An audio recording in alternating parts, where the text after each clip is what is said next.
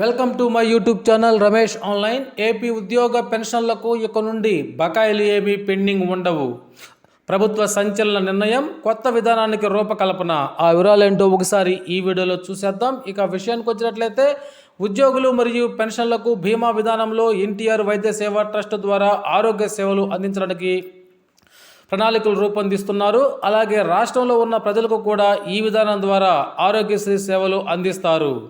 ఇప్పటి వరకు రాష్ట్ర ప్రభుత్వం ఉద్యోగులకు మరియు పెన్షన్లకు డాక్టర్ ఎన్టీఆర్ వైద్య సేవా ట్రస్ట్ ద్వారా సేవలు అందిస్తున్నారు. అంటే ఉద్యోగులు లేదా పెన్షన్లు వారి స్థాయిని బట్టి నెలకు రూ. 225 మరియు రూ. 300 ప్రభుత్వానికి చెల్లిస్తుంటారు. తద్వారా రాష్ట్ర ప్రభుత్వం సూచించిన హాస్పిటల్స్లో హెల్త్ కార్డుపై వైద్య సేవలు అందిస్తున్నారు.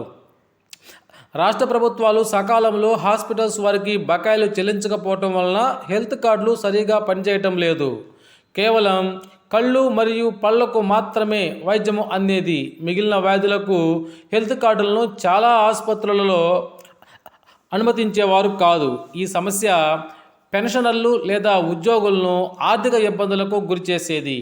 అదేవిధంగా మెడికల్ రీఎంబర్స్మెంట్ ద్వారా వైద్యం చేయించుకున్న మొత్తం పొందడానికి సంవత్సరాలు పడుతున్నది. హెల్త్ కార్డులు ఉన్నా కూడా కొన్ని సందర్భాల్లో ఉపయోగపడటం లేదు. ఇది పెన్షన్లను మానసికంగా ఆందోళనకు గురి చేస్తుంది. ఇప్పుడు కొత్తగా ఏర్పడిన కూటమి ప్రభుత్వం ఆరోగ్యశ్రీ ట్రస్ట్ ద్వారా కాకుండా బీమా విధానంలో హైబ్రిడ్ విధానాన్ని అనుసరిస్తూ ఆరోగ్యశ్రీ సేవలను అందించాలనే ఆలోచన అయితే చేస్తుంది. ఇది కనుక కార్యరూపం దాల్చినట్లయితే పెన్షనర్లకు చాలా ఉపయోగకరంగా ఉంటుంది. బీమా కంపెనీలు సదరు హాస్పిటల్ వారికి ఆ మొత్తాన్ని చెల్లిస్తారు. సదరు హాస్పిటల్ వారు వైద్యాన్ని తిరస్కరించేటువంటి అవకాశము అనే ప్రసక్తే ఉండదు. ఇప్పటికే ఈ బీమా విధానం కొన్ని రాష్ట్రాల్లో అమలు చేస్తున్నారు. అక్కడ వారు అమలు చేస్తున్నటువంటి విధానాన్ని అధికారులు పరిశీలన చేస్తున్నారు. ప్రస్తుతం ఉద్యోగులకు లేదా పెన్షన్లకు మ్యాక్సిమం 2 లక్షల వరకు పరిమితి విధించారు. ఇక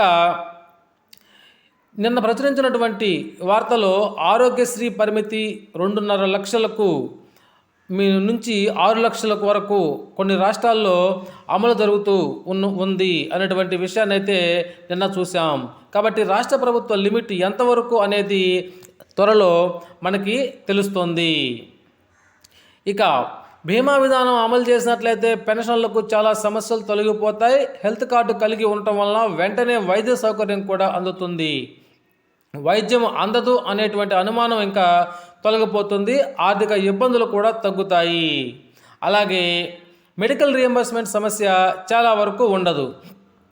వైద్య సేవలకు ప్రభుత్వం సూచించిన లిమిట్ దాటినట్లయితే ఆ మిగతా మొత్తాన్ని ఎవరు చెల్లించాలి అనేటువంటి విధానాన్ని కూడా తెలియజేస్తారు త్వరలో.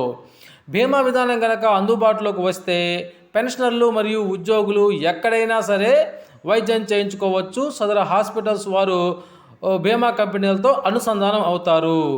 అందువలన ఇప్పుడున్నటువంటి చాలా సమస్యలు అయితే తొలగిపోతాయి.